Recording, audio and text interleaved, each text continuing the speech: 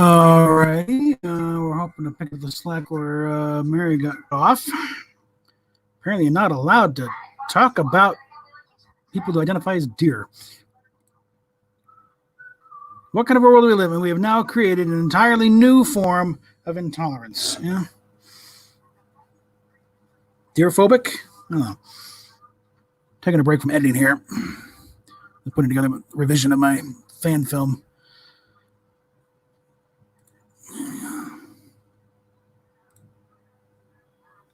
Let's get back up here up top here.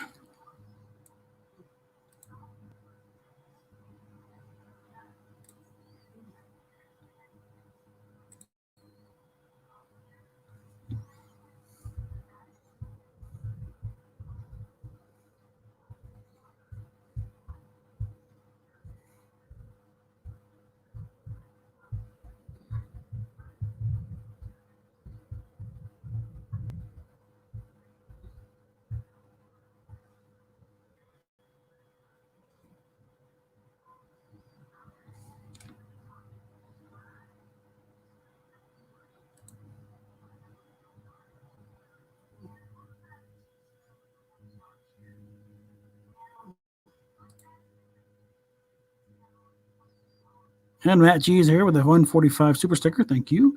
I should actually look at this here. See what's going on here. Got to look at it from the other side. Yeah, I'm live streaming. See if we can pick up where we left off here.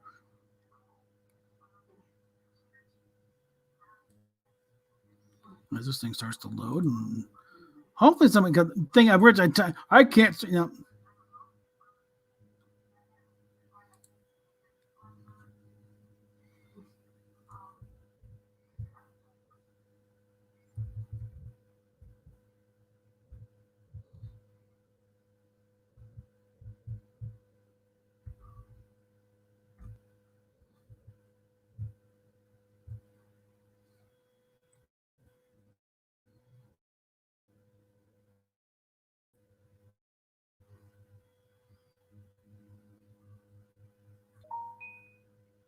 Oh, come on, damn it.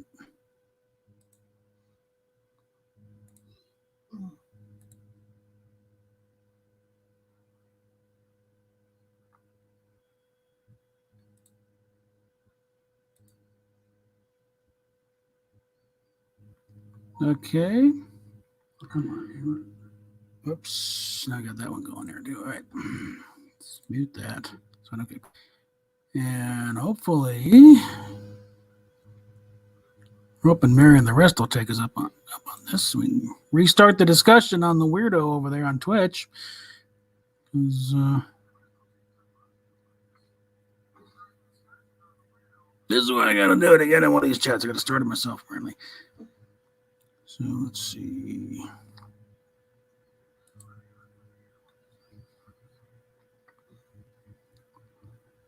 All right.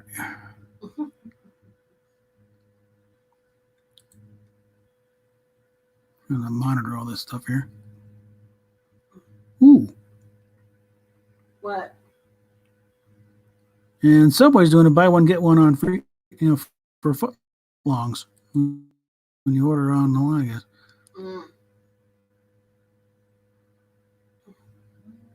Now what?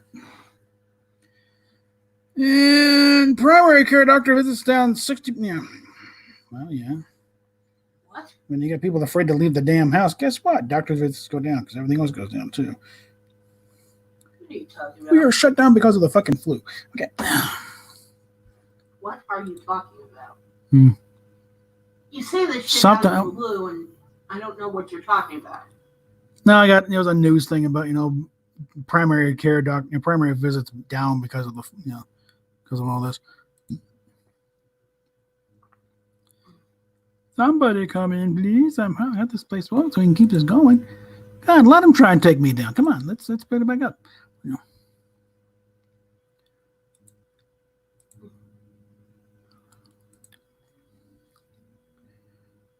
And if you're curious about the title, it's an old ditty binging Bob Hope used to do, Mersey dotes and dozy dotes, and little lambsy divey, a kiddly divey too, wouldn't you? All right. So we're waiting for somebody to take me up on this.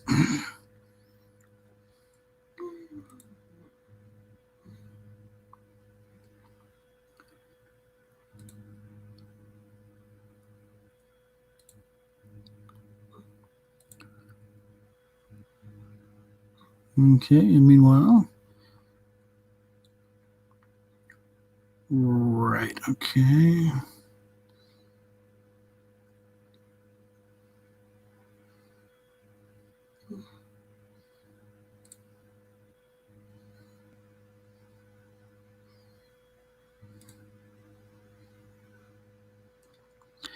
And where are we at? We're still in the Motel 6. In nice little dramatic fashion, we got the call tonight for in the entry meeting for the housing thing we're trying to get into. So it's like cutting it real close to the wire here because I'm supposed to get paid from YouTube tomorrow. Unfortunately, be a little late in the probably later in the day when I need to. So there'll be a little negotiating with the front desk as far as paying for another night. But again, we'll be getting like $100 out of YouTube, so we'll be able to get another night. Just a matter. Here through tomorrow. Well, we're checking out tomorrow, I think. No, wait. No, that's right. No. Yeah. 27. Okay, never mind. Okay. Actually, very nice. No, and generally, the Wi-Fi is pretty damn good, although it's been doing weird things occasionally here. So, for instance, I think I could do a decent performance on karaoke if give the chance, but I understand why Mary's a little bit hesitant.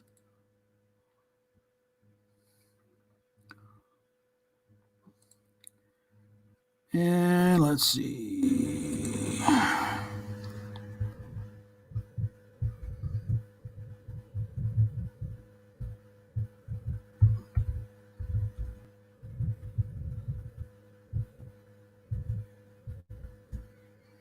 Let's see if we can get Laura in here and get somebody to show up here. So I'm not just talking to myself and the chat. Get an actual live dialogue going on here, and maybe get some people here. La Quinta actually probably slightly nice. Well, actually, the Hilton. This is before we could do anything online remotely, though. But the Hiltons are very nice. I don't know what the Wi-Fi is like.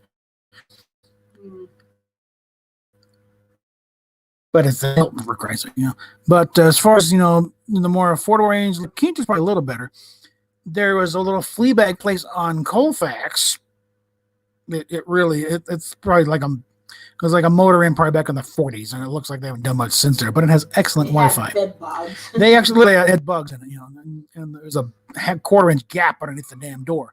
But the Wi-Fi server was right in the room. So it had excellent Wi-Fi.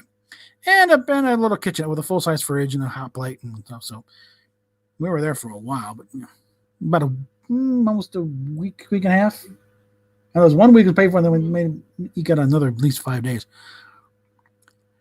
There are, but I don't bother with them for the most part because they always, there's enough stuff around here. Because this is my old neighborhood, for God's sakes. I know where the stores are. There's a Taco Bell literally across the street. I know where the stores are, so I know to go to the vending machine. In fact, I should be going there pretty soon here to see if I get some cookies. But I have sent a link to OG Star Wars girl, so see if she shows up on there. So far, Mary is not taking me up on my offer here. Come on. I'm putting my ass on the line here if we start this up again, so I hope you appreciate that. Let's see. Notifications.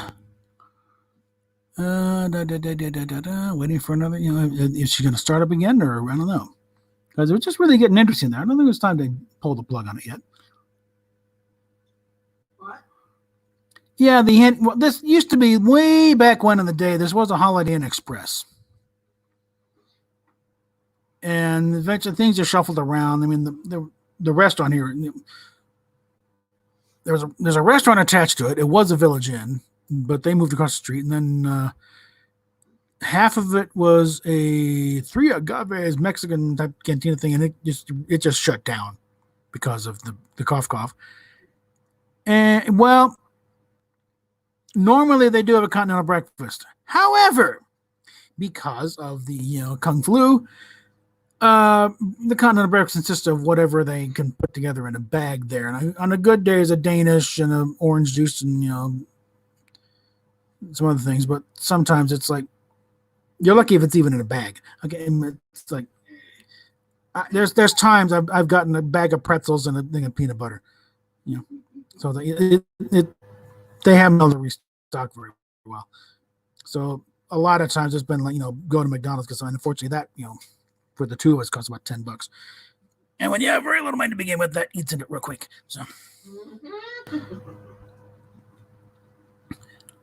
So yeah, it's dramatic pausing, really getting in the kind of at the very last minute when they're coming to the rescue of the housing. So, but once we're in there, and when we can get things established, then let's see if we can get Tom to wander back in.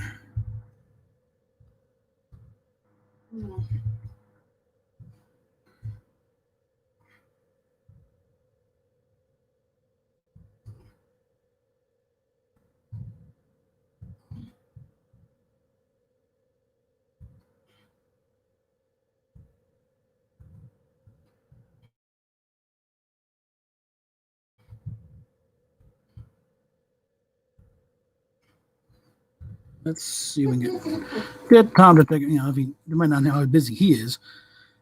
Yeah.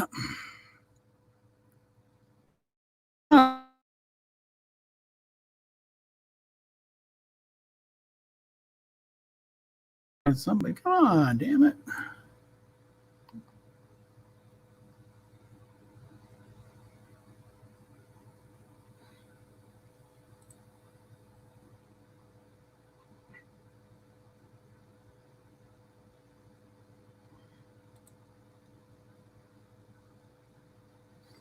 It's also a case of, Twitter needs a damn edit button.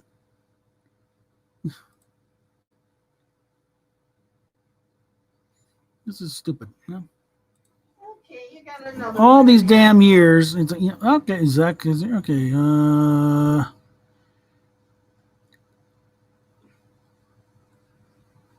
Okay, yeah, fine, fair enough. They definitely fleshed out the Klingon race a lot more in later years because they had more time to do that.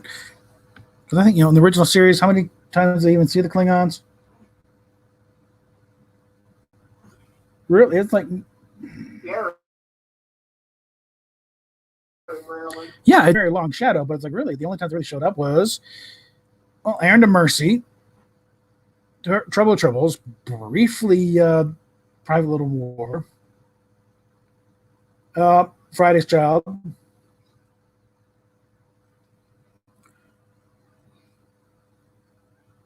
showed up in Alana Troyes, and Day of the Dove, of course. So now I'm still thinking we're talking less than 10 times.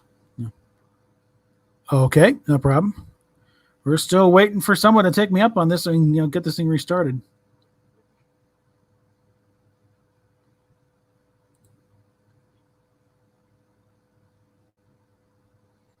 Oh, Twitter baby, right above a porno tweet. So yeah, that's rather mind stripping. Okay. Picture of adorable little baby right above a picture of how you make an adorable little baby. Okay. Okay, let's get this back up here. All right, that's cute. Let's see.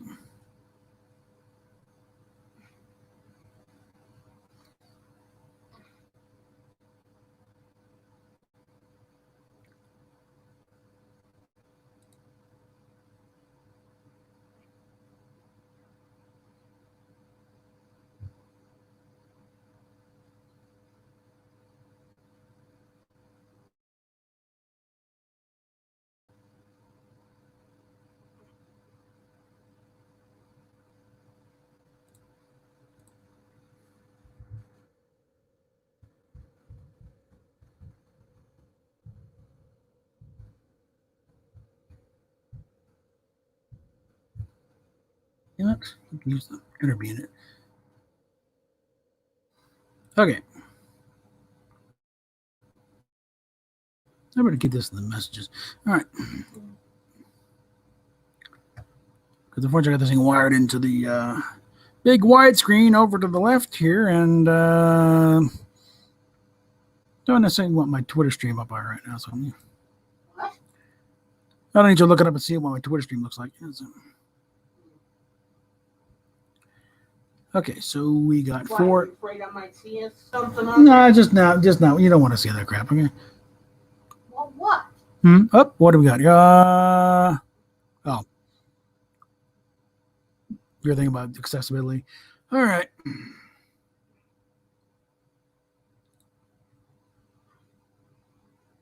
Anyway, what's on your Twitter? Nothing much. Oh, come on. Oh, it's just the usual thing. Like what? Like, what do you think? A bunch of the chicks wanting to bang you? No, not one to bang. Just just naked chicks. What? Just naked chicks. You don't need to see that. Ooh. Neither do you, really. You got away. Yeah, well, said Jerry Seinfeld, we're different. We're built that way. We have to, okay? Right. If the goodies don't get used on a regular basis, then that's where you start getting testicular cancer and prostate cancer, and they'll keep them. Mm-hmm. At least that's what you tell yourself. No, you look it up.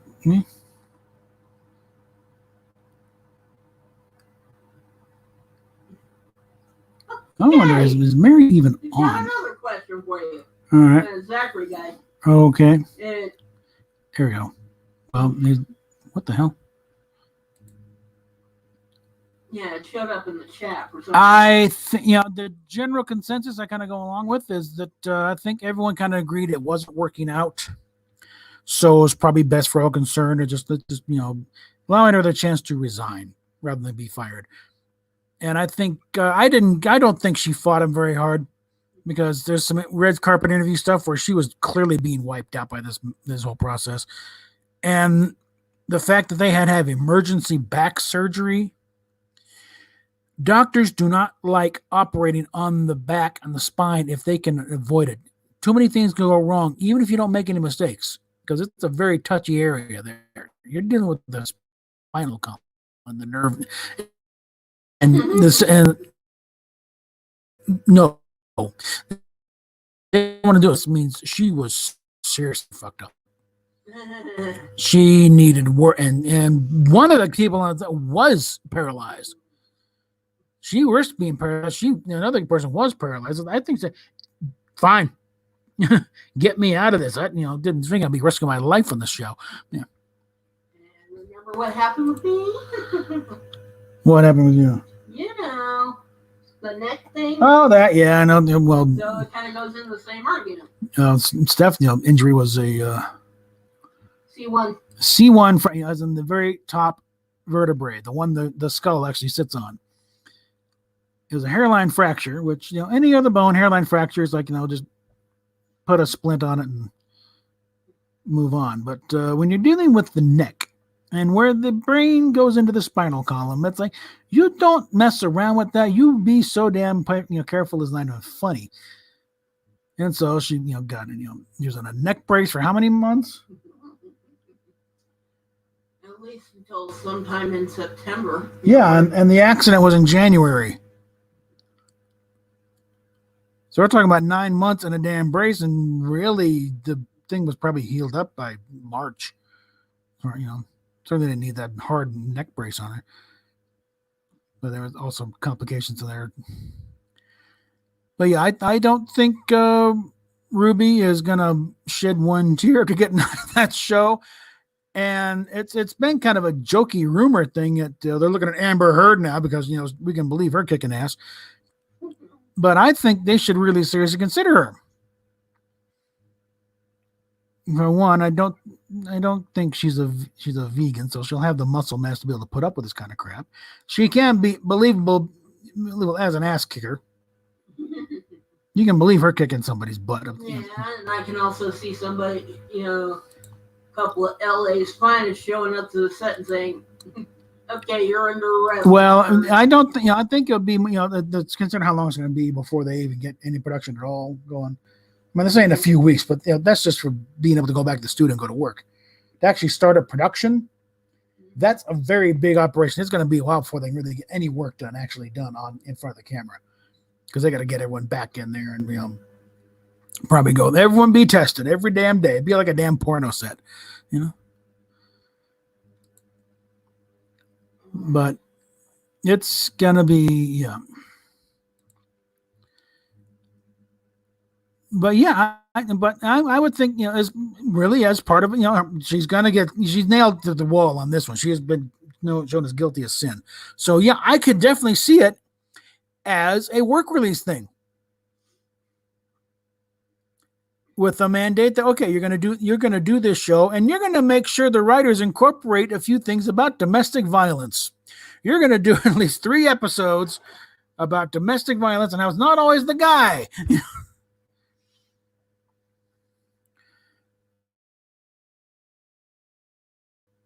So here's a message for you. Don't do this. We have to be doing PSAs just along me. So we're still waiting for somebody to pick up the invite. Come on, guys. Yeah, the whole thing started with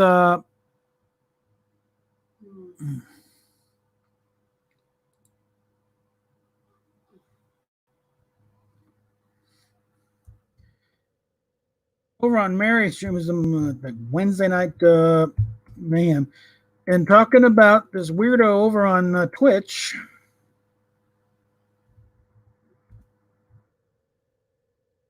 who is apparently trans, but also identifies as a deer.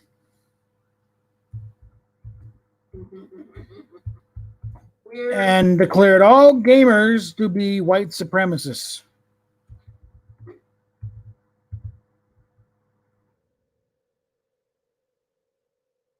Let's see, get that back here. Who responded here? That's just more Orville Nation stuff. I gotta get out of that. It's just throwing me crap all the time. Okay. What? What are you yapping about? Well, I'm just trying to get somebody to show up here. Nobody's showing up. All right. But this little twerp, I'm going to throw up Twitch here. And according to this, you only have 2 people watching right now. Me and probably Matt J. Yeah, okay, that's muted. What was this?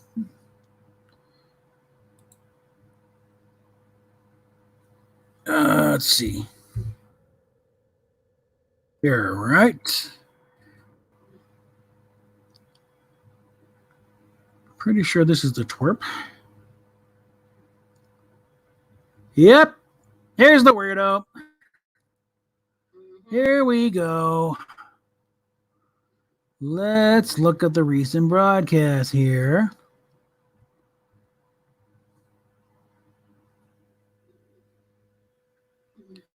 Videos.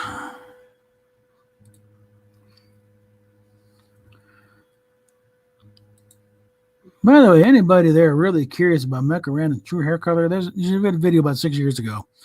It's kind of a dark auburn. All right, let's see. Yeah, here's the offending clip right here. No, I'm just not cool with white supremacy, y'all. Yeah, let's just get this back on here. And now, friends and neighbors, let us gaze upon the strangeness that is this ferociously stuffed person. Yeah. No, I'm just not cool with white supremacy, y'all. It's really not that. I think a lot of you gamers are actually white supremacists. Sorry.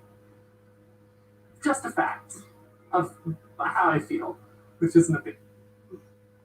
Yeah. Yeah, and the process pretty much threw every gamer who was a white male under the damn bus.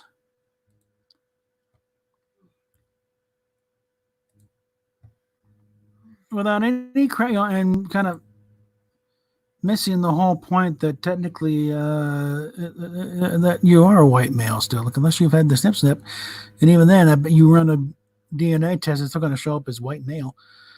But then again, you identify as a deer, don't you? You know, someone prancing around in the backyard eating grass. It's like, oh Lord. And yet, this person was given a position of some authority over on Twitch as part of an advisory council type thing.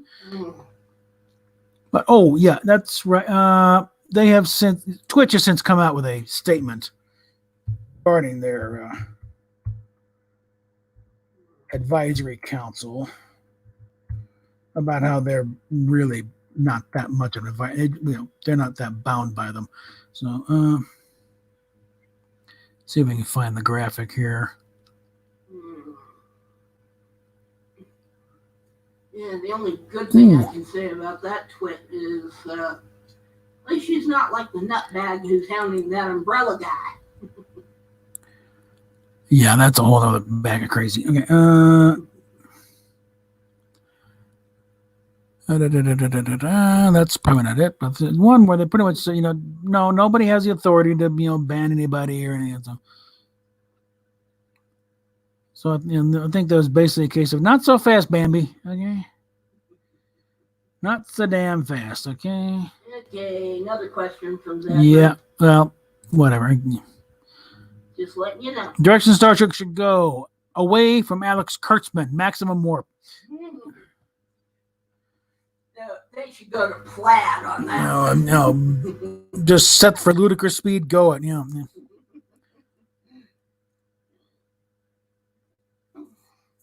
Well, All Access is going to take care of itself because there won't be an All Access in about a year or so. It's going to be folded into whatever Paramount's got or Viacom series. So it's ridiculous. I'm announcing coming to CBS All Access. Maybe if there's going to be a CBS All Access in a year or so. And it also kind of goes the whole thing of, is there even going to be a series? Because, they can announce things all damn day long. That's what Kurtzman's been doing, is just making announcements. Every other week is announcing this series and that series, and he's going to do this, and that's, he's going to do Section 31 with, Philippa Georgiou, and it's like, Michelle Yeoh's gotten tired of listening to that. Like, crap. No. Wasn't what you signed on for in the first place. But for the record, folks, the only reason I have CBS All Access is because of she doesn't. She does it to keep track of her. Oh dear. Now she doesn't keep track of her soap operas, and they're starting to run out of episodes anyway. So. Well, and hopefully soon we get into a place we can get settled in where we can start up a regular viewing schedule of television programs or whatever, and we won't even need that. We got other sources for keeping track of these certain shows. Yeah. Yo ho. Yeah. Well, the only reason I'm keeping it at this moment is because they're supposed to be coming out with this new version of The Stand, and I want to see what that's like. Yeah. Well, again, we can get it from other sources here. Think this is going nowhere. That's assuming I can get Paul to do it. All right, come on. Tell me this. No, don't cancel. What are you doing? Nope, that's not what I wanted. Trying to do this the thread.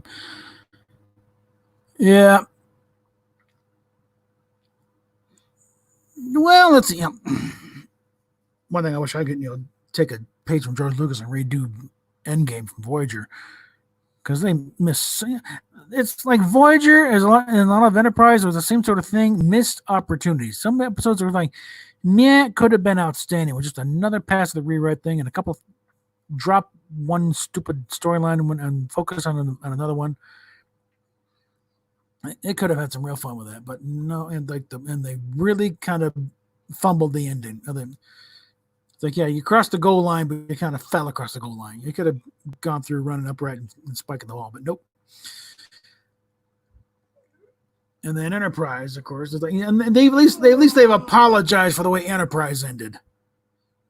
At least they had the decency. Berman and Braga had the decency to apologize for that one. Said, okay, yeah, our heart's in the right place, but we blew it. Okay.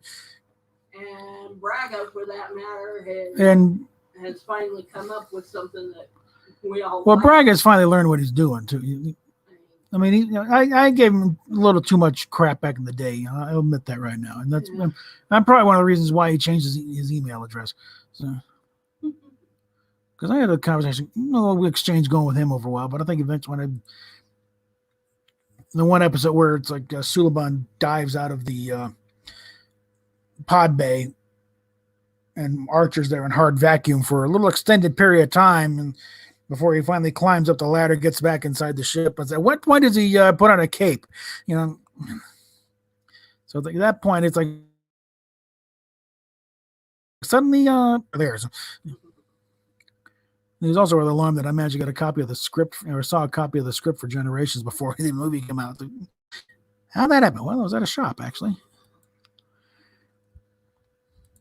Come on, Mary. Yeah. I normally don't stream this late at night, okay? And I do have editing to do. Okay.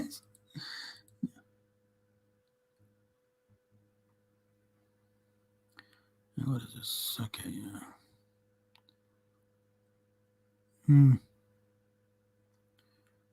As we're looking through various other Twitter things. Okay, yep. Things. What the hell? Whoa, just a bit outside.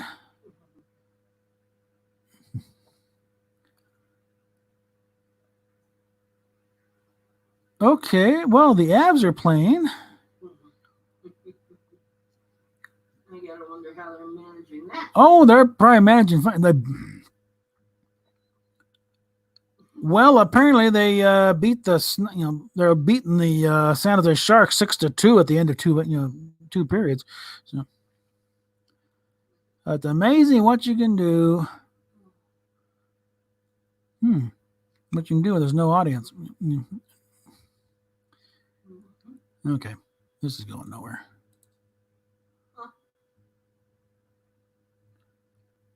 Oh God. What are you talking about? Well, okay. Anybody show up yet? Nope. Here we got Rob. Rob who? You're on. Whoever you are, speak up.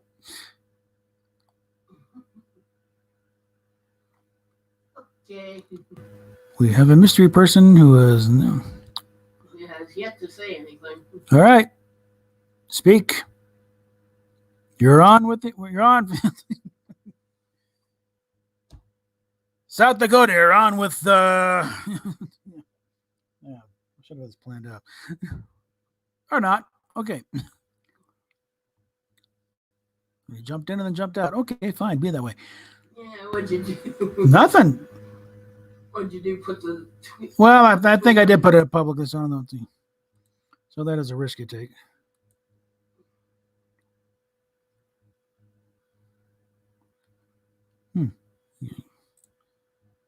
Let's see. I'm still waiting for somebody to come in and actually do something here. Yeah, boy. Yeah. Okay, Mike Dougherty gives a sci-fi horror guide to pandemics from Nerdist. How to survive COVID? Well, truth of the matter is, you really don't need a.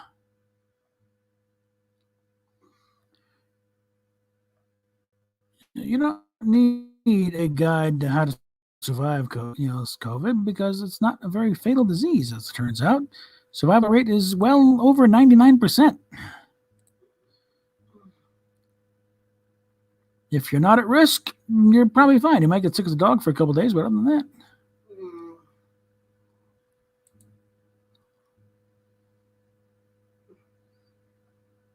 Okay, what's she saying on Twitter?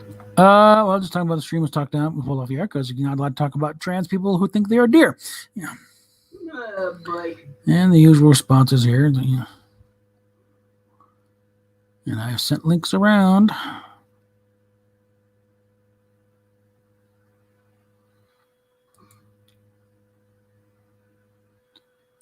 Okay.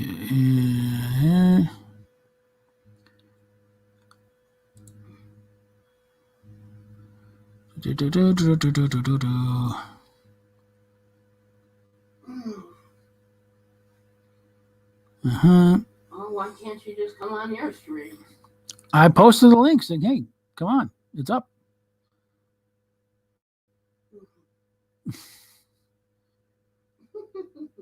As we're going through, I should probably share this with the group. So, what do we got here?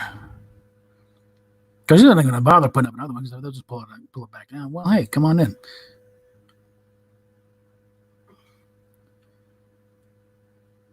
Okay, Forbidden Ruin on Twitter said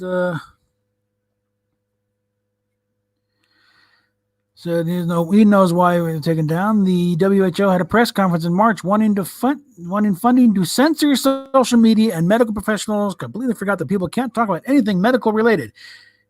Yeah, there's nothing really medical related about this. He's a weirdo. That's not medical. It's a judgment call. And she's going to judge us as white supremacists. I can judge her back. So, you're weird. Yeah. And you're sitting here talking about it, and yet you. And I'm still up. Apparently, I don't rate. I don't merit the attention. Yeah, that's one of the reasons why I'm saying, hey, bring him on in. That may also be why she's afraid to come on because she comes in, it might get you pulled down. It's the only argument I can doubt it. I think she just doesn't want to go back through it.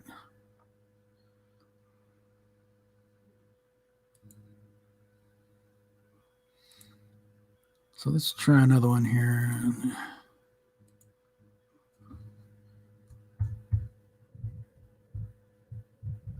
Raiders are standing by. Yep. I keep doing that. Yeah. All right.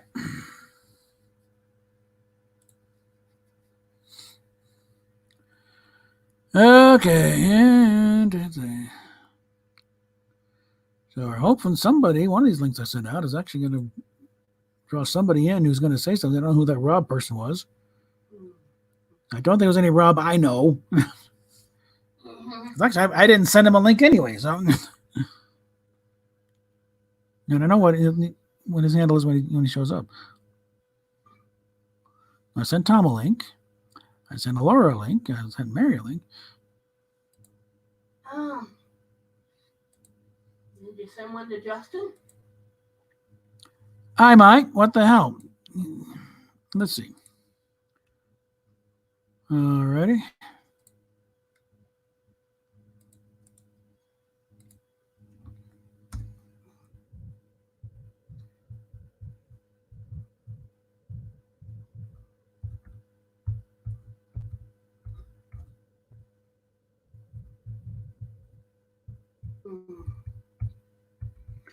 Continue to talk of wannabe beer people.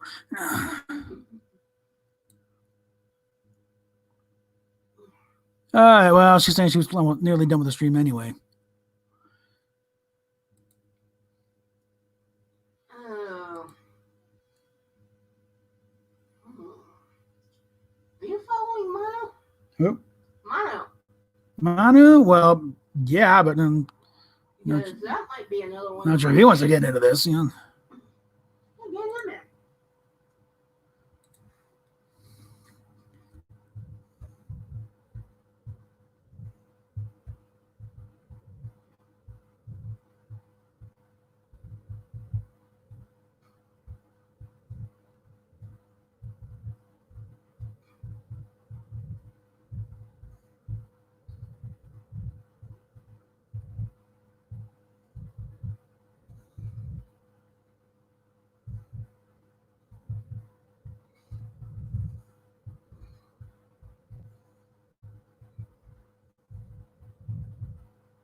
Okay, so put him back here. I haven't yanked me down yet, but I didn't even show the clip from Twitch. But it's getting late. I understand. So, she does have her foster kids staying with her and previously. So I'm not going to push her on this. So. Well, like I said, Just a little mild passive aggressive urging. No, it's okay. If you want to leave me here hanging on my own, that's okay. Yeah.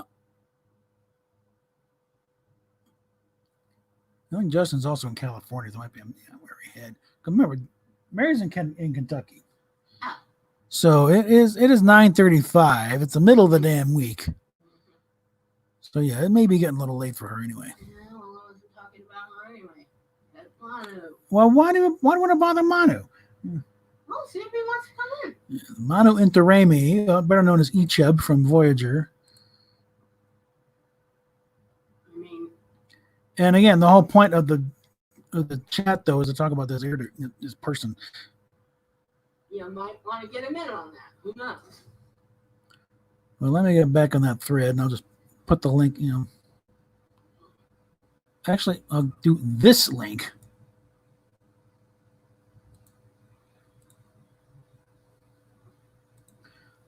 So I don't have people poking their noses right in backstage and wonder what's going on here.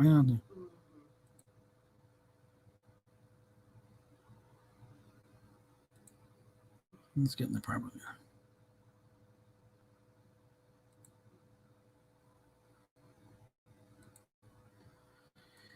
All right.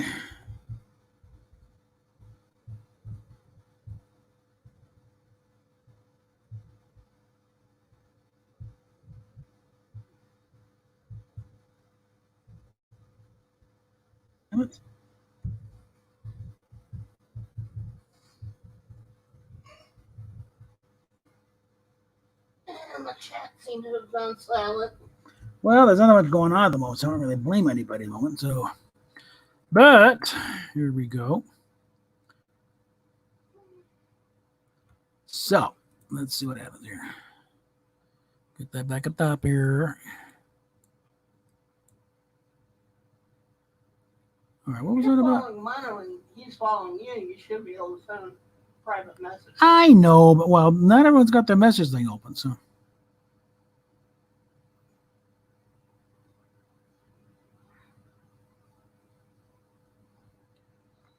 So let's see who shows up now.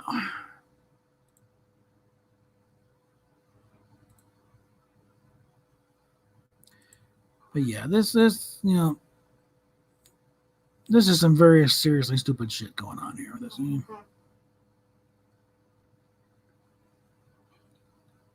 I mean, well, yeah, I appreciate the fact that even the rights of the very weird need to be protected. That doesn't mean you elevate those rights over those of everybody else. Okay. What? Matthew Godet, I'm guessing Matt G's other handle or something. Okay. What the hell? Yeah, be nice to have a Star Trek show about exploration and have it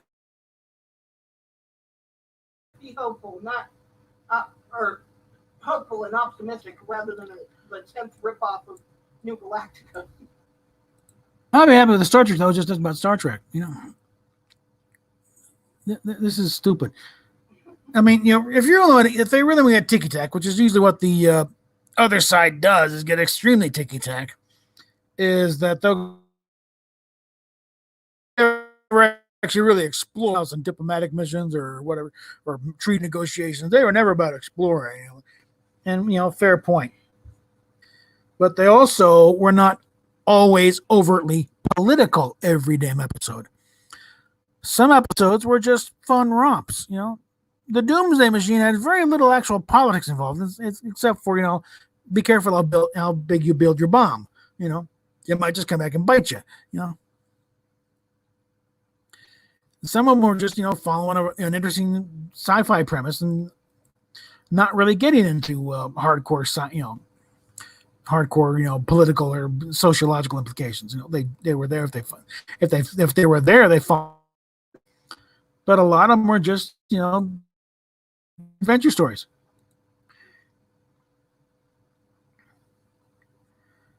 Let's see.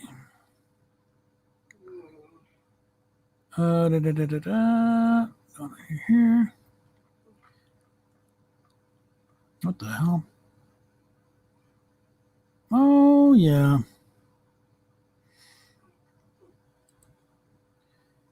Yeah, a little thing about Fast and Furious, not the movie. The Obama scandal claims never happened. Whoops, what was that?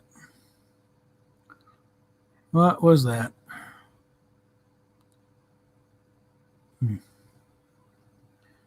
Nope, not that. Not that. Not that either. Nope. Oh, something different. Okay. I suppose you could probably pick up the thing about the Snyder Cut and why it's important, and it really isn't. It's important to HBO Max because it gives them something to sell. And it's important, I guess, to Snyder fans because they can see what the original vision would have been. But overall, it's like the only real importance is it's an alternate view of a big movie. So there's a curiosity factor about that. But beyond that, since I wasn't that curious about the one in the first place, I'm only moderately curious about this one. Because I really don't like Zack Snyder's vision of the DC universe. He really had no clue about Superman.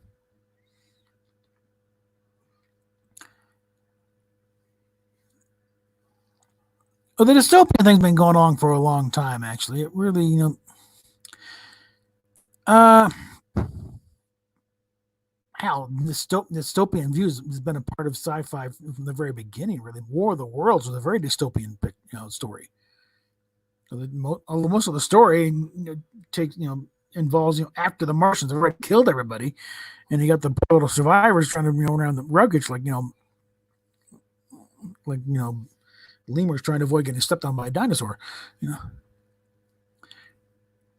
So there's always been a dystopian thing. Lost in Space ain't exactly all that uplifting either, really, if you think about it. It's a family lost, in the cosmos. So we're trying to find a way around. So, while Star Trek didn't necessarily invent the idea of the hopeful, uplifting, we're going, we're out here, we know what we're doing, we're going to do it, but it wasn't exactly, the guide, the overall guiding thing.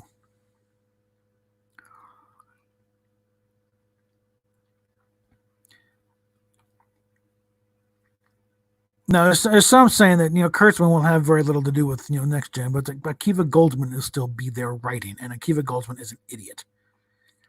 He should not have anything to do with anything genre-related ever to break his word processor over his head. Because, that's a hoist that Oscar high and, proud and thing, but it was best adapted screenplay based on a book about a true story. You couldn't really go very far afield in that situation, okay?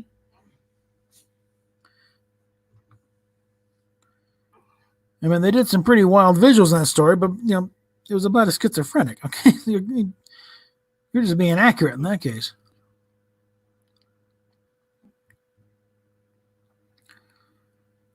But, I really deserved an Oscar in that. Yeah, and also and for all the people, for the people who are saying, see, there's a Snyder Cut. No, not yet.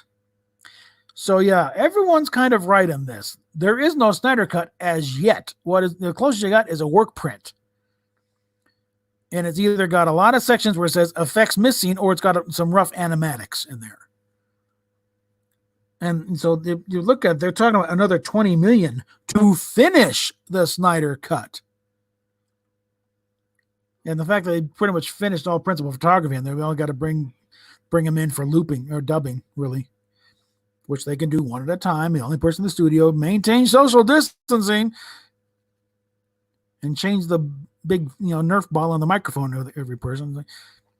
They can do that, It's like, that's the only kind of production that's going to be going on right now is CGI stuff done from home or post-production where it's like everyone's working from home with, okay, here's the file, work on and upload it.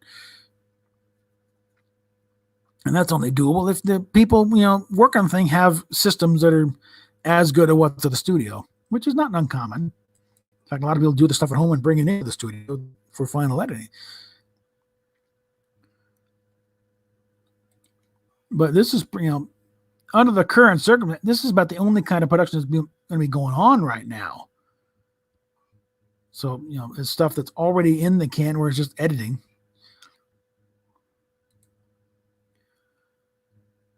All right, there's one there from Larry the Cable Guy. Oh.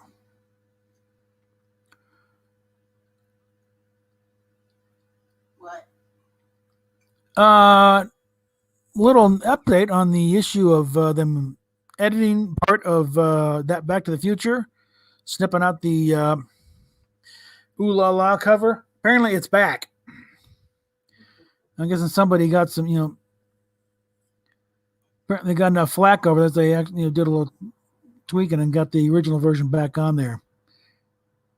The stupid thing was that it's like, what they showed the interior of the magazine, which is certainly more revealing than anything that was on the cover. The cover is just gallon of. If only somebody would get So I think more flack over that edit they did in Splash. that's another issue. That's a separate thing. That's a Disney thing. Yeah, but still. Well, again, it's a Disney thing, so that's a separate thing. That's also a deliberate act. What I think Tom might have put what Netflix is airing is what Universal gave them. So the issue is what was Universal thinking when they snipped it? Because what they, even that cover, there's nothing wrong with that cover. They aired it on broadcast television, for God's sakes. There's no reason to do it again. Dune. Well, I never could get into the book. I've tried. I got maybe, I got maybe, I don't know, a quarter, not even a quarter, just a little bit into it. And it just got so bogged down because it is so, dense text-wise. And I'd already seen the movie, so I knew what was going on. But, some people just seem to think this is the greatest science fiction story ever written. And it's such a thing. I'd think, whatever. It's okay. I mean, when you're talking like 30,000 years in the future, yeah, sure, okay. Hopping galaxies is no big whoop.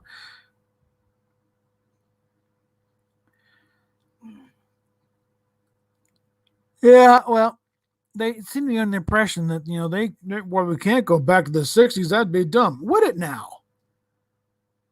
Consider how big a success Star Trek Continues was.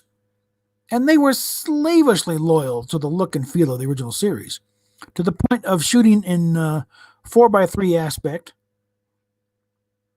because that's what those sets were designed for. Yeah, they look fine in widescreen, but you put it in a little 4x3, and it's like snap, it's like you're there. And the lighting. And they even went back and put film grain. So it looked like it was shot on, the 35 millimeter film on the sets.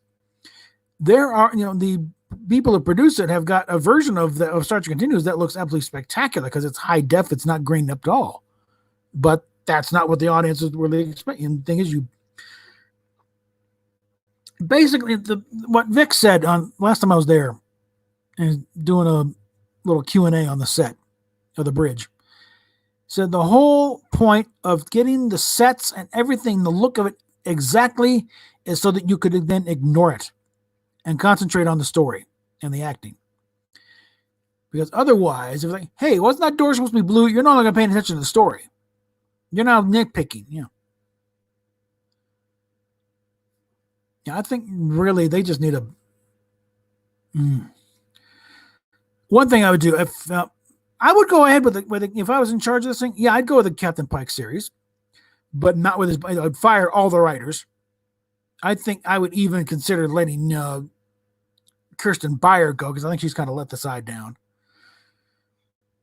And she's a novelist anyway. What does she know about screenwriting? But I would get back as many writers from the original series. Well, not original, but just DS9, the prior Trek series. Because most of them are hardcore Star Trek fans anyway. Ron Moore, Ira Bear, Manny Coto. Get the Enterprise group back. Get Doug Drexler in to do the effects and frankly move the entire production down to Kingsland, Georgia for a while. Use those sets. It would not take much to redress them into Cage era sets. And film down there while we're setting up our new sets back in Hollywood. And let's see, we got one series about the second year of information. I would do that late. No, well, again, then you're dealing with, pretty sacred territory because then you're having to deal with Kirk and Spock and all them. I would leave that part of the thing alone. I would, because it's not a bad idea going with the 10-year period that Pike was in charge. What I got a problem right now, frankly, as far as when they're saying, are they doing the 10 years that Pike was in charge of the show, or in charge of the ship? Because the problem is that they're picking up where they left off with Discovery. They've already lost a few years there.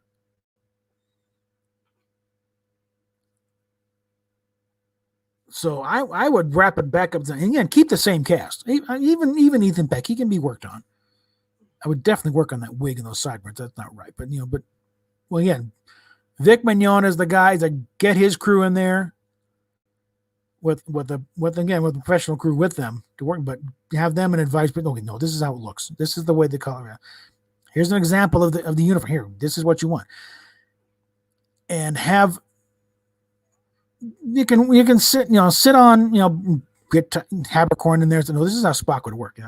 Forget what anything that Kurtzman told you, or anything they don't know diddly squat about this. This is how it works, and show him episodes. And they say about Spock wasn't that emotionally for the no. What they're pulling it from one scene from an unaired pilot.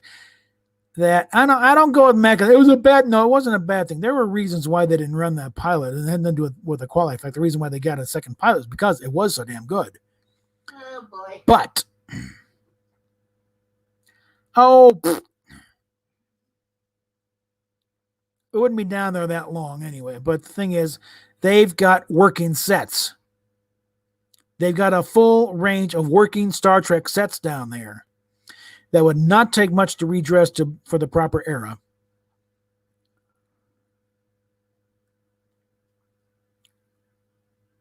Yeah, actually, that right there, Matthew, is why you need to watch Star Trek Continues.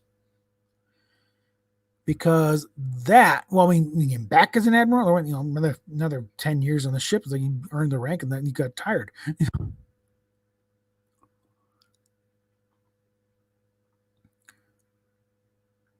But the Star Trek Continues brings the original series up to the point of motion picture, because motion picture only took place about 3 years after the end of the original series. I mean, Scotty said they spent 18 months refitting the Enterprise. And Riker says you hadn't logged a single star hour in 2.5 years? You mean Scotty? No, I mean, I'm talking Decker says, talking about, sir, you haven't logged a single star hour in 2.5 years? Okay, yeah. Yeah, so that's about how long it's been since, the end of the original series. Now, the problem in picking up from that point, and it had been 10 years since the original series. And a few more years after that is when Wrath of Khan was made, and everyone's at an age where those years start showing up. They could bluff it on 10 years, but then it's like, okay, now it's been like 13, 15 years. No, okay, we need to start making these things match up more with reality. And that's why when Wrath of Khan had been 15 years, because it had been 15 years since The Cage, or since Space Seed. Now, that problem with that is that starts getting into the thing, because Search for Spock was right on the heels of that, and Search for Spock and Voyage Home were all put right on the tail end of it, and those were filmed a few years apart. So you got there's timeline issues there, but nothing can be worked out.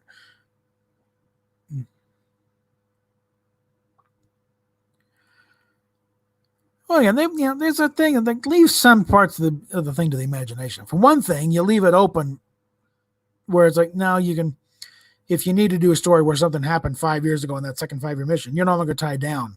You can say, okay, yeah, that's how you fill in canon. And that's how canon does not become a burden to writers who don't have the imagination to figure it out. And nobody's coming in. All right, Stig's going to sleep because Stig is in Norway because it's like 5 a.m. there.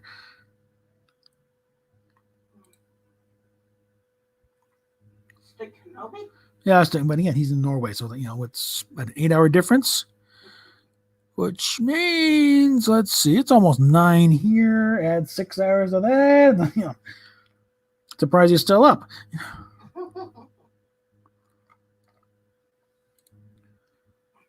I don't think anybody's coming in. So, but yeah, the way I see it, as far as original series timeline, it goes original series first those 3 seasons, then put the animated series in there. There's your 4th season, and then continues as the 5th season. And that wraps it up.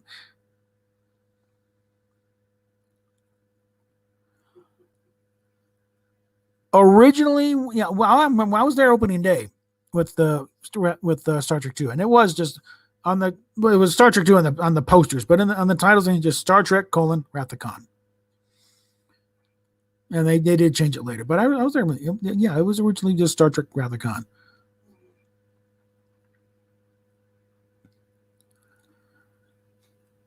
And I wouldn't say Meyer was necessarily ignoring the first movie, but also that they put enough time in there because it's like, okay, now it's been a bunch of years now. Everyone's changed. The uniform's changed. The ship is older. It's no longer the frontline vessel that it was before. That's why it's a training vessel now. Because they hadn't, done anything, change-wise since the refit.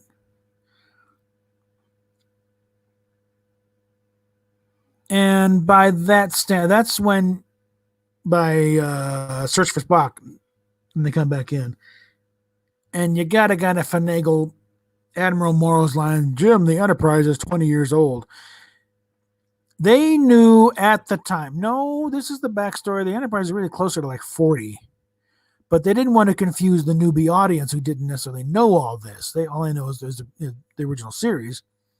So that's why they said 20. They knew they're going to get flack for it, but they, at least give them credit for recognizing that fact. But they still should have gone with because the audience is not that stupid. I could have just said, the Enterprise is over 40 years old. Well, no one.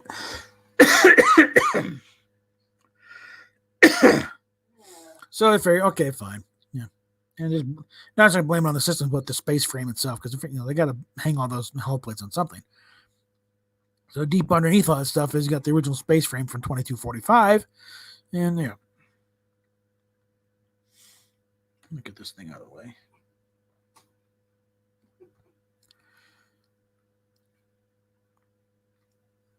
I don't know about 70 because I never.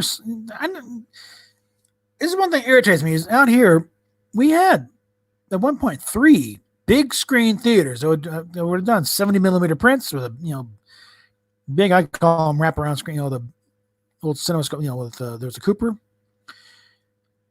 the Century 21, both are gone now, and the Continental is still there. That's the only one left. None of them ever ran a Star Trek film. All right.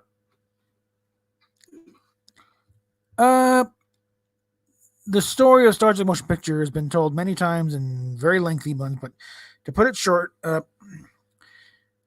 okay, they were working on phase 2. The story for the motion picture was going to be the pilot for the series phase 2. And it would have been a 2-hour pilot, but that's 2 hours television time, which means you're going to commercial breaks in between. So it's not a solid 2 hours. Would have been maybe, runtime, maybe total an hour 45.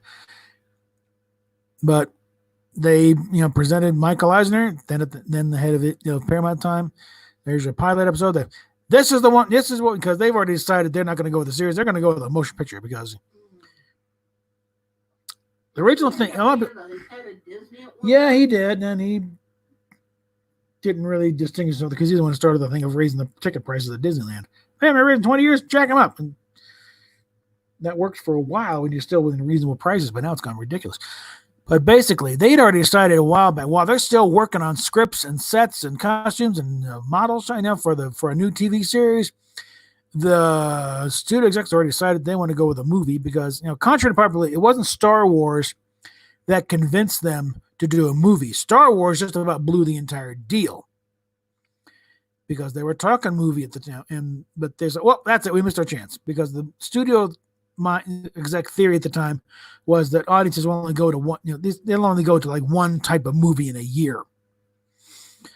And sci-fi fans only go to one sci-fi movie a year. Well, then Close Encounters of the Third Kind came out and hit just as big as Star Wars did. People forget that because Close Encounters was one and done, didn't have sequels. But it hit just about as big as Star Wars did. And that they'll go see more than one movie in a year? All right, back on. We're doing a movie now. And that's when they start, watching what comes in with the series. And they saw in the image was the script, and this is the one. This is going to be our movie. It's like, a movie? Okay. And when do we tell the guys who are working on scripts? Because the writers and the cast has all got pay-or-play contracts, and therefore, when do we start shooting? We got some scripts going. We can costume fittings. Like, when are we going to get through? Okay, and then, all right, making a movie now, and it's going to be a big movie. And Paramount, being the stingiest studio in Hollywood, decided to tack on all the development costs of Phase 2 and probably also Planet of the Titans and every other attempt they made in the previous years for making this thing, getting this show back, tacked it all into the budget for Star Wars Motion Picture. That's why the official budget blew to like $44 million, which at that point made it the most expensive film yet made in the Western world. There was a Russian flick that cost more, but it was up there with Cleopatra as far as most expensive film. And Cleopatra damn near killed Columbia Studios, I think, or one of the studios. But as far as the cost of the motion picture itself, it was really maybe $20 million, $30 million. So it was still expensive, but it wasn't that big. But the problem, that one, Roddenberry wanted to make a serious film, and he brought in Robert Wise, and this science fiction stuff was like The Day the Earth Stood Still and the Andromeda Strain, which was pretty highbrow, serious stuff, which is fine as far as that goes. But what they're missing was also the humor that made them all human. And something that baffled Bob Justman, like, why didn't you call me in, Gene? I could have helped with some of this. Yeah, he's not big on motion picture experience, but he's big on Star Trek experience. He could have been useful and lighten things up a bit, because when what we've seen for the past almost 40 years has been a test screening of the motion picture, because that was not the finished cut. They never gave Bob Wise his finished, his contractually obligated finished cut of the movie until the DVD of that's why it's the director's edition, because they were wanting him to, they were going to do a DVD of it and they wanted his input in it. So I get my director's cut. I got a contract. And so, it's a big deal. So they got guys together, Darren Doctorman and Mojo and a few others, and he got to finally finish the movie. Because if you look prior to that DVD release, Bob Wise never really talked much about Star Trek Motion Picture. It was always a very big disappointment in his career, because the only movie where he never got the final cut, and he was good, and it was in his contract that he got final cut. There's also a movie he never test screened first. He carried the print under his arm wet to the premiere, and Shatner, well, how is it? I have no idea. I'll be back in there. Yeah, it was one of the biggest money makers of the year, and that's why it did make money. It made up it pretty much broke even in the first week. It did very, very well. And that's why you got a Star Trek 2, because despite the bloated budget, it did make money. It did make money back, and it was profitable. But then they decided, we're not doing the Roddenberry again. We'll keep him around for the sake of the fans. They want to know he's really attached to it, but he's not going to be in charge of this one. And Roddenberry himself, his experience was not in movies. He was a TV producer. His movie experience was kind of spotty. So they brought in Harv Bennett, who I guess he'd done some better stuff. He got more success, but also he was also a TV guy, so he knew how to work fast and cheap. And in fact, he was being quizzed on, what do you think you can do? And can you do this and do this? And one of the execs said, can you make it for less than $44 million? And Bennett looked at him, for that much money, I can make you 10 movies. It's like, you're hired. And so, Wrath of Khan did slightly less than the motion picture, but it was also far more profitable because it didn't cost nearly as much. And that's the magic formula that Paramount had And they forgot about when it came to JJ, because the reason why the Star Trek movies were good is for them is they didn't cost a lot to make at the time. They were using the same sets and the same uniforms. The most expensive bits were the cast. They had to keep re-signing everything. And they could use stock footage from previous movies for the most part. They're just flybys and stuff, But they didn't cost a whole lot, and they made end up pretty, but they all made around the same amount. In fact, let me see if I can dig up that chart for how much, even adjusted for inflation, for how much those movies made.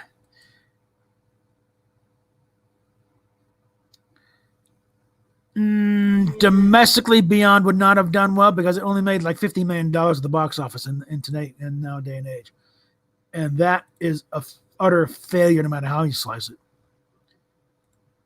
Remember the last Next Gen movie we went to see? Oh yeah, Nemesis, what fun! Yeah. Yeah. But I mean, he was doing MS. Yeah, I was basically doing MS-T3K because it was just starting getting so stupid. And the 6 or 7 other people that were there with us. Yeah, it wasn't a very full theater at the time, and I got some laughs. So like they didn't mind. They all this movie's stupid. Yeah. Let's see if I can find that picture, that graph, because it was part of the response to John Campea and one of his idiotic statements about Star Trek fans. Oh, they're dying off. They need to be replaced. In the movies, they really didn't. They stopped being successful after what? No, they didn't. Here we are. This is adjusted for inflation here.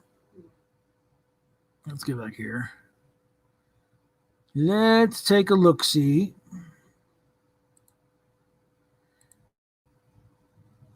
Wait a minute. Hold on. Stop that. That's not what I wanted.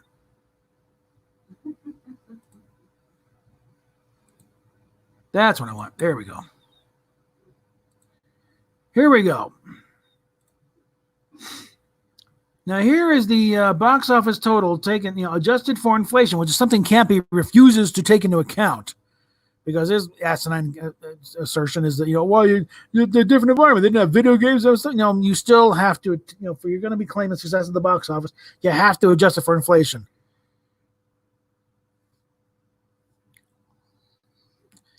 And also how many theaters, because Starship, the JJ Trek movie there made $285 million on like 3 times as many screens as Star Trek Motion Picture.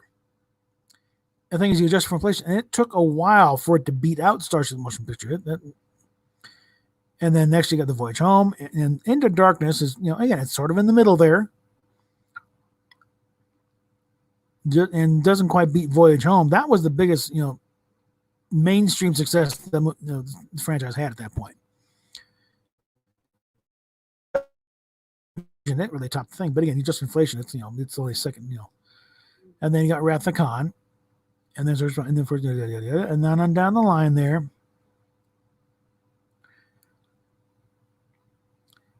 and again, this had made before Beyond had come in. So Beyond only did 158 million total. No, it's domestic. 158 total, 158 million domestically. Puts it between Search for Spock and First Contact. But like I said, the movie cost $300 million, and the rule of thumb has always been, once you stop, where are we? Yeah. You don't break even until you've made at least twice as much as your production budget, because you got to split with the theaters. And you got to also account for promotion costs and making the prints and send them out. And it's, I think you probably might be up for debate just how profitable it was any of the J.J. Trek movies. I mean, I think I wouldn't be surprised if it turns out that Into Darkness didn't really make a profit because of just how damn expensive it was. I'm like, let me look at that again. Yeah. Let me see what they're talking. Yeah. In the Darkness made 233,677,000. And I'm going to call up IMDb and see what was the budget for that or Box Office Mojo. Well, look IMDb first.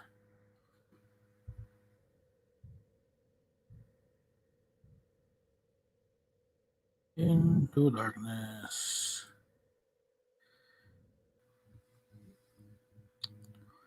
Now let's see.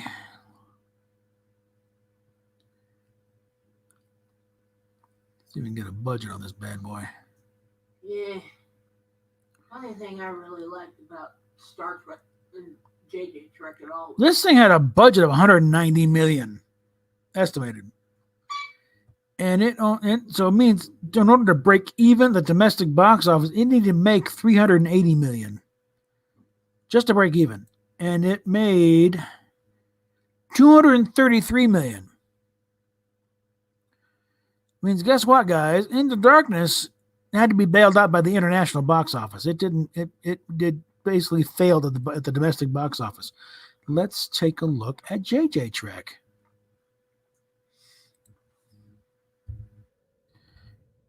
The thing I like about JJ Trek is the fact that we got Chris Hemsworth out of it. Let's see. There we are. Chris Pine, Zachary Quinto. And let's scroll it down here. And the budget for the first JJ Trek movie was 150 million. Which means, again, even nowadays, the twice your budget is just where you break even. Even that might be old. Something you have to make at least 3 times. And it domestically made 285 million. Again, if they had to rely only on the domestic budget, it would have lost money.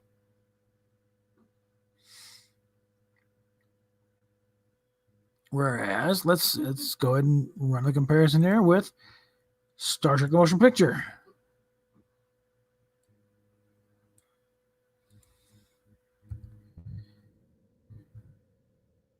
Oops.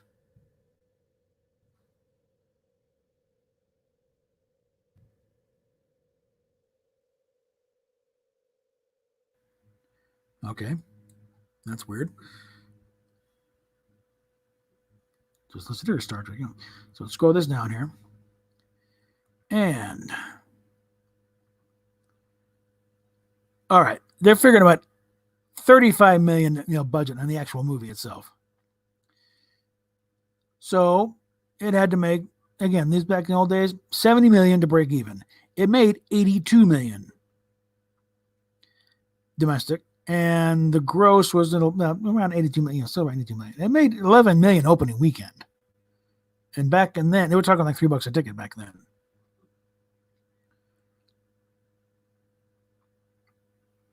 So at the very least, it turned a profit. That's the big thing. And if we go ahead and let's see, let's look at Star Trek 2, Immersion 2. Yeah, we're talking about what? Oh, what I just said in the chat. Yeah, by comparison, Star Trek 2 had a budget of 11,200,000 and pulled in 78 million. So it was a huge success as far as Paramount's concerned. That's your difference right there. They put in less million than Fox did for Star Wars. Oh yeah, Battlefield. That's 2 hours and 1 back. Yeah.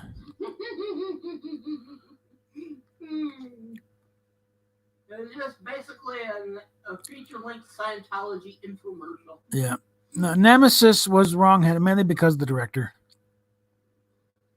Because he had the idea, we're going to treat this like it's the first Star Trek movie ever. You can't do that. You're talking about Baird? Yeah, Stuart Baird. That's why Stuart Baird went back to editing. His directing career went to shit right up there, and deservedly so. Whereas he did a bang up job on Casino Oh, he was an outstanding editor, and still is. I think. I don't think he's died yet, but yeah. Well, let's just back it up one. And while we're doing the comparison, let's look at Star Trek 3. I'll just keep that there. I think 3 probably didn't even cost that much. Okay, well, okay, 3 was 17 million and made 76 million. We're still talking, they only had to make like 34 million to break even. So we're talking very profitable movies for Star Trek and for Paramount at the time. 4 was probably not one, a lot of location shooting, so this one should be a better budget here. Yeah, 25 million and made 109 million. That's 4 times, more than 4 times the budget. So yeah, they definitely made a profit there. Yeah, speaking of trucks. Unfortunately, they took the wrong lesson. Then Bill Shatner, okay, my turn. It's like, the Enterprise goes to meet God. Okay, can you make it funny? Well. And so this one, the budget of 27 million and it made 52 million. So quite make, it took a while to turn a profit, but it didn't miss by much. Really, it was rescued by home video, but it didn't miss the thing by much. So there was still enough there to get a 6 movie there, which we will take a look at in a second here. Now, Undiscovered Country. This one, budget of 30 million and gross of 74 million. So it made a profit. It only had to make 60, it made 74. And from that point, you get into the motion, the next gen movies. I'm not going to bother with them.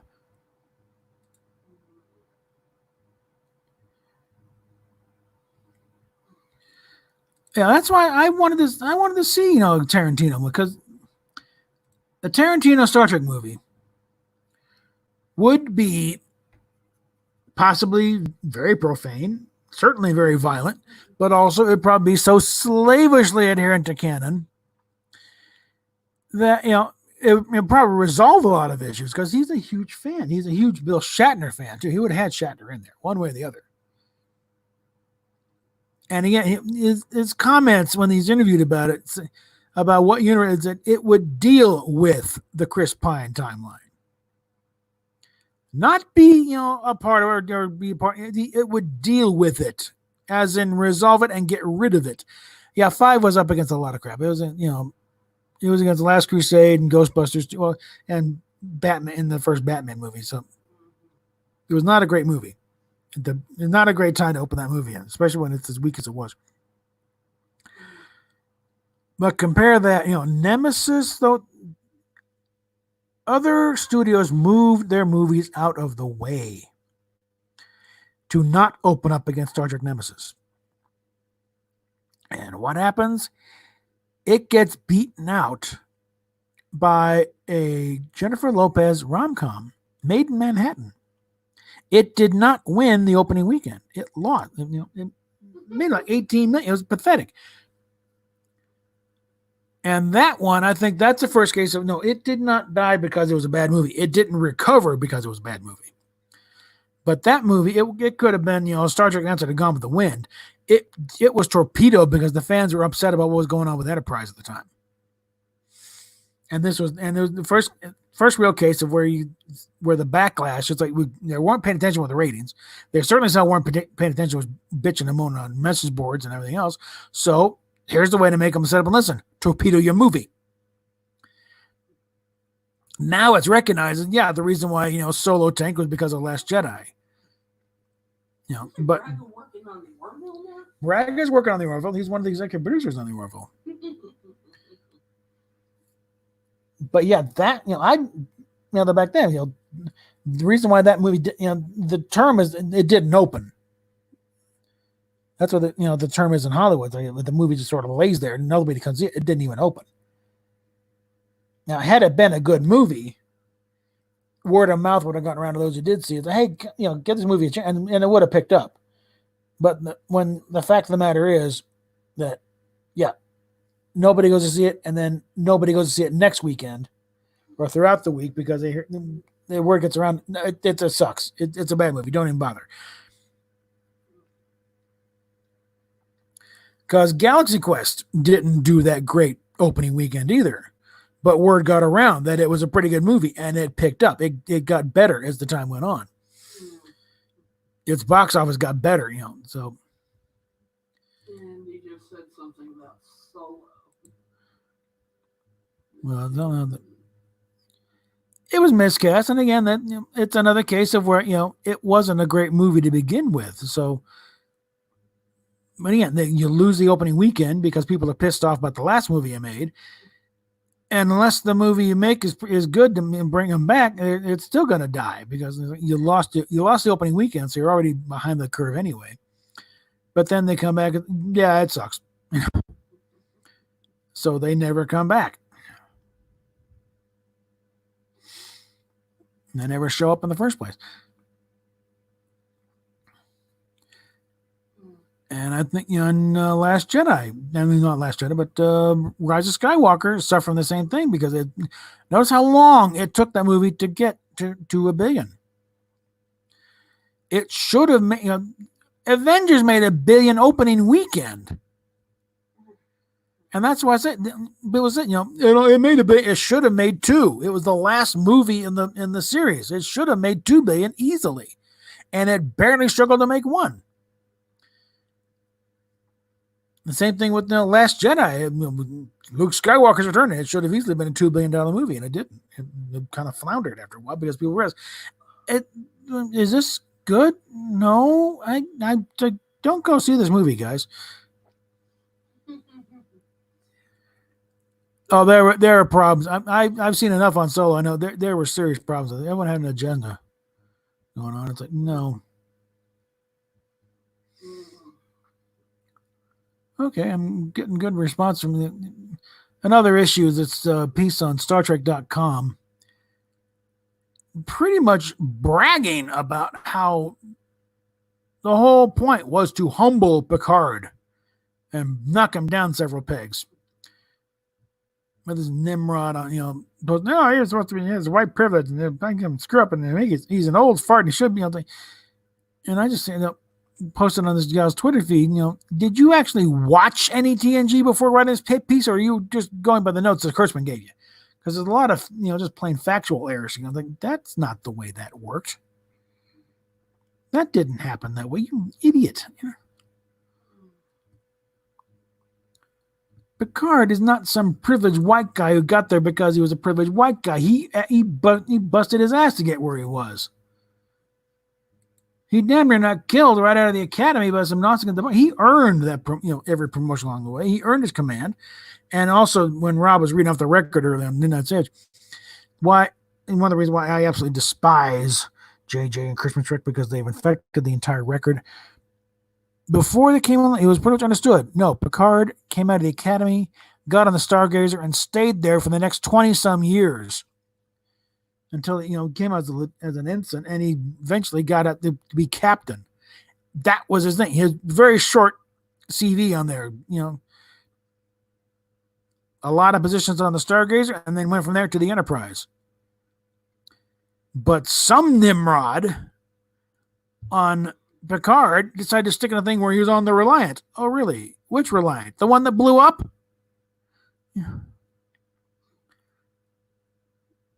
So, yeah, another thing I would like to do if I was on Star Trek is do a root canal on Memory Alpha. Just clearing out the stuff. No, anything that comes from a JJ Trek movie or a Kurtzman, production, that's alternate timeline. Get it out of the official record. That happened to another Picard in another universe. It also nailed down, more of a, how time operates in Star Trek. So, yeah, you had alternate timelines, and they all kind of follow roughly along the same lines. That's why you have these similar situations, because they're trying to realign back into the main timeline. But somebody threw a rock on the stream, and it diverted some of the flow. But that's how you have a mirror universe where you still have Captain Kirk on the Enterprise. It's a totally different Enterprise, and the Psycho, Kirk, but it's still Kirk on the Enterprise, and it's trying to make its way down the line to match up back to the thing. It's idiotic. I think, it's a stupid, let me just put that on there for anyone's looking. And the fact is, none of the advantages of being a robot. It's like, he doesn't have, can't do the, faster processing speed the brain gives you, or live any longer, or be any stronger. It's like, no, you're still a feeble old fart, who's going to die when you're going to die. But at least you're not going to die from a brain thing. It's like, idiotic. Yeah.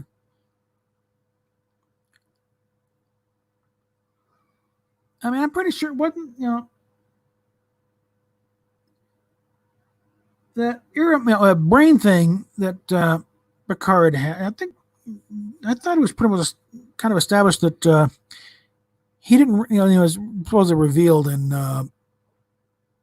All Good Things, but I think I keep thinking that at the end, it's like realize that no, that was just something Q stuck in there to make you doubt yourself. In actuality, he didn't have it. So dig a little more on that, but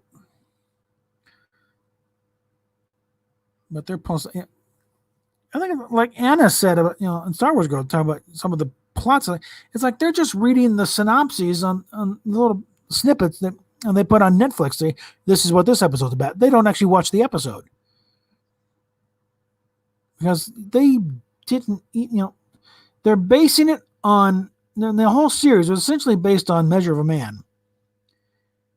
And yet so many of the issues raised were totally solved by the end of Measure of a Man. So they didn't watch the episode. They certainly never got the point of the episode. Because they're using the robots as slave labor and stuff. And that was kind of out. Yeah.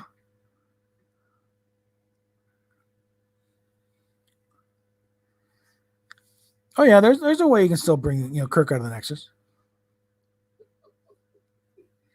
You could do something to bring a live Kirk out of the Nexus. Oh yeah, imagine Patrick Stewart doing an imitation of Marvin. Oh, don't bother me. Oh, pardon me for breathing, so I don't know anyway, so I don't know why I'm bothered to mention it. Oh, don't talk to me about life.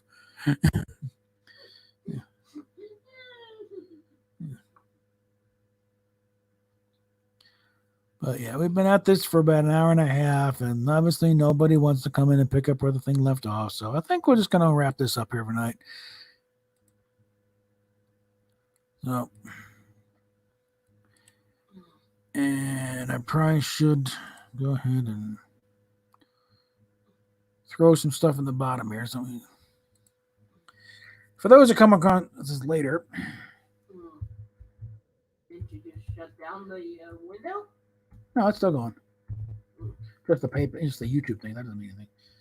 So we're going to stick PayPal and Patreon. It's down below here. You want to stick my Venmo in there too? Well, hold on a second here. That doesn't mean private chat. No, you're not in private chat. Just hold on a second.